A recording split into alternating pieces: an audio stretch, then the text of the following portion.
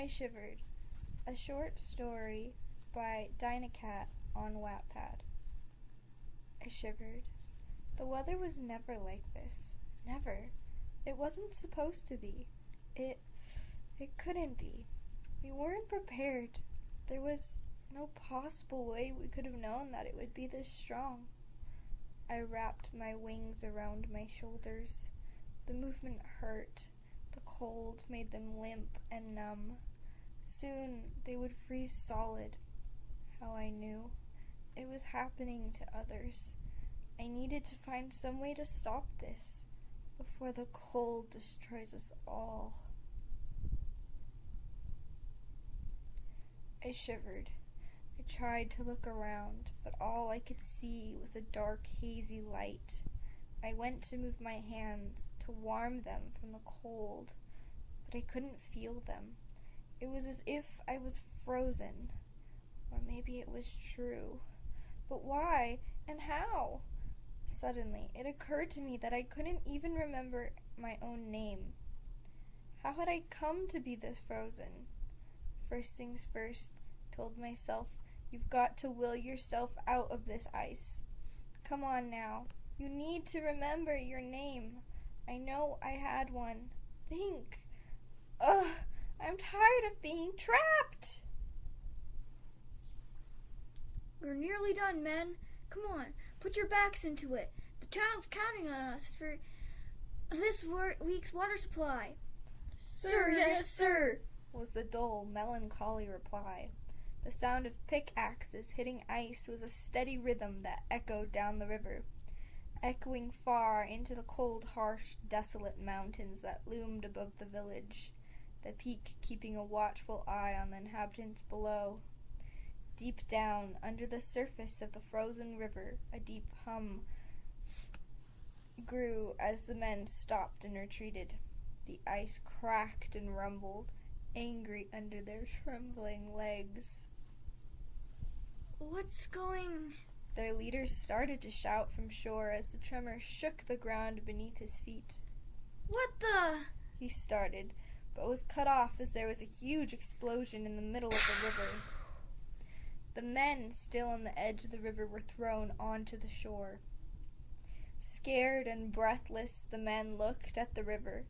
There, hovering in the air, was what appeared to be a young fairy.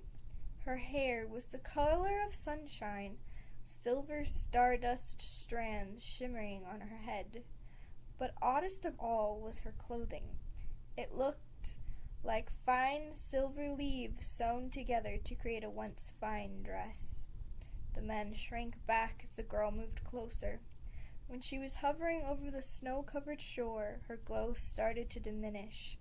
Her fine, dainty gown became dirty and torn, and her hair matted and tangled. Her perfect face was smeared with dirt, and dark circles appeared under her pale silver eyes. As the last of the glow was gone, the young fairy fell to the ground. There was an eerie silence for a single frozen moment as the men held their breath and gathered around the girl. Is she alive? One asked. What's with her clothing? Another said. General, what do we do with her? The first one said. You should be ashamed of yourselves, a feminine voice said from behind them. The men, startled, jumped, turned around, and said in unison, Chief! Step aside. Let me see the child. The men parted for their chief and watched as she took off her cloak. Slowly and gently, she knelt in the snow and wrapped the child in it. General, she said. Yes, my chief? He replied.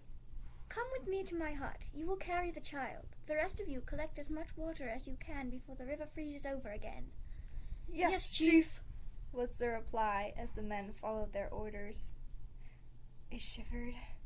It was so cold, so unbelievably cold. I felt something soft on my cheek and snuggled into the warmth. Suddenly, I heard a movement somewhere close. Reluctantly, I opened my eyes. I discovered I was inside a high-ceilinged room. It was dimly lit, and it took a while for my eyes to adjust. Bent over the fire was a tall, skinny woman. No, that can't be. Why, this is bad. I'm not sure, but I know I'm not supposed to be with a human woman. I tried to untangle myself from the warm blanket so I could slip away. But when I moved, there was a pain in my back that made me cry out. Ah! I saw the woman jump, startled by my sudden cry. She rushed over to me. Get away from me! I screamed. Child, calm yourself. I'm not going to hurt you, the woman said. I will not become a slave for some human, I shouted, trying to shrink away from her outstretched hand. When I said this, the woman stopped. Her hands went to her cloak, and she laughed softly. Dear child, she said, please do not fear me. We are your own kind. With that, her cloak fell to the ground, and the woman stood there, pale wings rising into the air. But they look so weak, I told her, instantly regretting the rude remark. The woman seemed not to take offense to this, but smiled sadly. Alas, child, we have our wings, but the cold prevents us from using them. We used to once, but we do not speak of those times, she said. But now, I don't think we've been properly introduced, she said as she put her cloak back on, covering her wings. No, I suppose we haven't, I said. Well then, my name is Pearl Cherrywood, and I'm the chief of our poor frozen village. It's nice to meet you, Miss Cherrywood, I said. Oh, please, just call me Pearl. All right, Pearl, I said, trying out the name. My name... Ouch! I cried as a throbbing headache scattered my thoughts. There now, you must lie down. You have to take it slow, Pearl said as she helped me to lie down again. What happened to me? I asked, my voice shaking slightly. I'm afraid I can't tell you much. You see, it's so cold here that the river is always frozen. Once a week, a sleigh comes down from the top of the peak and collects the ice we collect when we try to get the river flowing under the ice. My men were trying to break through the ice to refill our water supply when they heard the ice start crackling. There was a great burst of light that came through the crack, and then you appeared, Pearl said, and stopped to take a breath. I heard the explosion and rushed over to see what was the matter. When I got to you, the men were all standing around you and just staring. I rushed forward and wrapped you in my cloak and had you brought to my hut. That was a week ago. A week? But, I cried out, interrupting, and sat up excitedly. Again, I got a throbbing headache and grabbed my head in agony. A worried expression came over Pearl's face, and she said quickly, Here, let me get you something to help with the pain. And she walked to the fireplace, which had something boiling over the fire.